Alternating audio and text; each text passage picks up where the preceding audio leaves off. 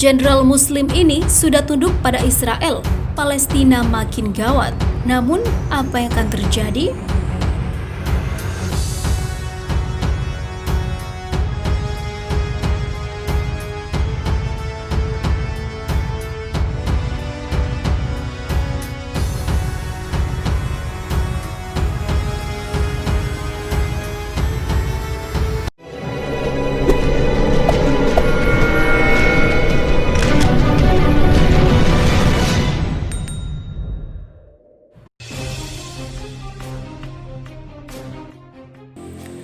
Satu lagi negara Muslim tunduk untuk menyepakati perdamaian dengan Israel.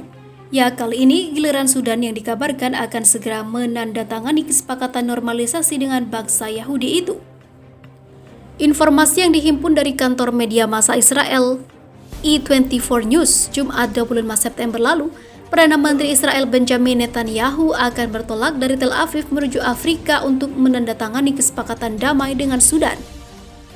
Direncanakan perjanjian damai akan dilangsungkan akhir pekan ini di Uganda. Sudan dikabarkan mau berdamai setelah Ketua Dewan Kedaulatan Sudan atau Kepala Negara Transisi Sudan Letnan Jenderal Abdel Fattah al-Burhan dikabarkan telah tunduk pada Israel. Israel berhasil mendudukan Jenderal Abdel Fattah dengan iming-iming penghapusan Sudan dari daftar terorisme yang diterbitkan Amerika Serikat. Daftar itu diterbitkan Amerika sejak 1990, dampaknya sangat fatal bagi Sudan. Mereka terkena sanksi yang berat, bahkan Sudan tak bisa mendapatkan bantuan internasional untuk mengatasi krisis ekonomi yang menghantam. Dilaporkan sebelumnya memang Jenderal Abdel Fattah menggelar pertemuan rahasia dengan Netanyahu di Uganda.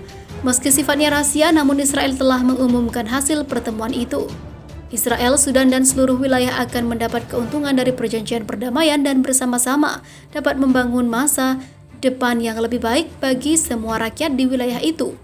Kami akan melakukan apapun yang diperlukan untuk mewujudkan visi ini, tulis Netanyahu dalam siaran resminya. Dengan kabar ini, Sudan menjadi negara Muslim ketiga di dunia yang berdamai dengan Israel. Sebelumnya perdamaian dilakukan Uni Emirat Arab dan Bahrain. Perlu diketahui, Sudan merupakan negara perang ataupun negara yang 97% penduduknya memeluk agama Islam.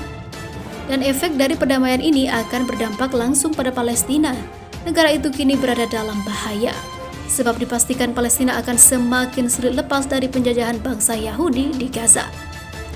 Dalam sejarahnya, permusuhan negara-negara Islam dengan Israel mulai tercipta seiring meletusnya Perang Arab-Israel pada 1948.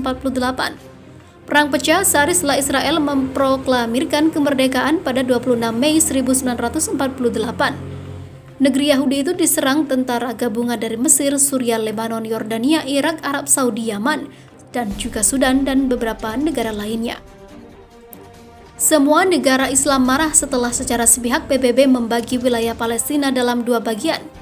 Gilanya PBB memberikan 55% wilayah mandat Britania atas Palestina kepada Israel, dan wilayah Israel semakin meluas menjadi menguasai 70% wilayah itu setelah berhasil memenangkan Perang Arab-Israel pada tahun 1948.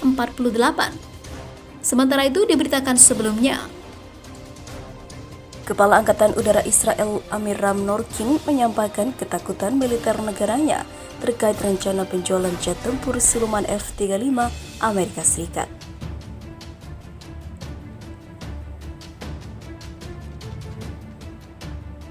Menurutnya, ketakutan yang dirasakan adalah dampak strategis negatif jangka panjang bagi negara Yahudi tersebut.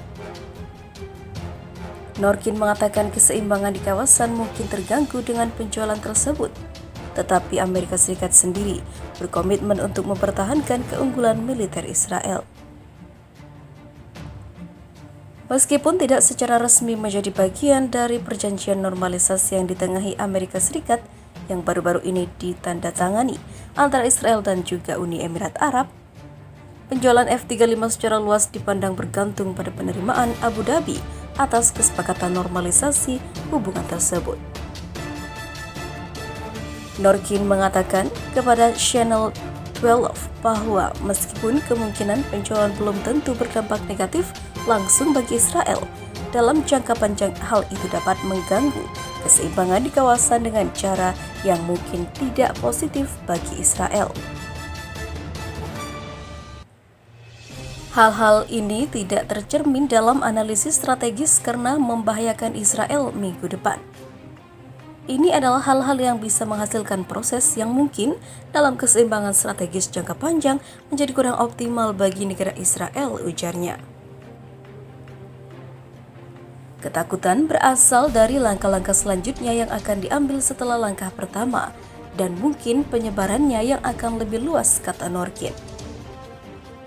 Ketakutan juga akan perubahan strategis yang bisa terjadi di kawasan yang hari ini tampaknya mungkin dalam 10 tahun tiba-tiba akan terasa kurang benar, paparnya. Akhirnya Kepala Staf menyimpulkan posisi militer.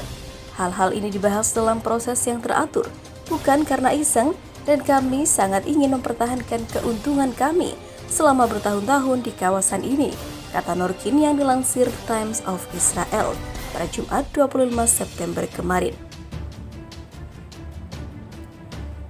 Meskipun Perdana Menteri Benjamin Netanyahu telah berulang kali membantah memberikan persetujuannya untuk penjualan F-35 Amerika Serikat ke Uni Emirat Arab, dia diduga telah mengetahui hal itu sebelumnya dan tidak memberitahu Kementerian Pertahanan dan Militer bahwa penjualan tersebut hingga saat itu dianggap ditangguhkan tanpa batas waktu, tampaknya akan terjadi.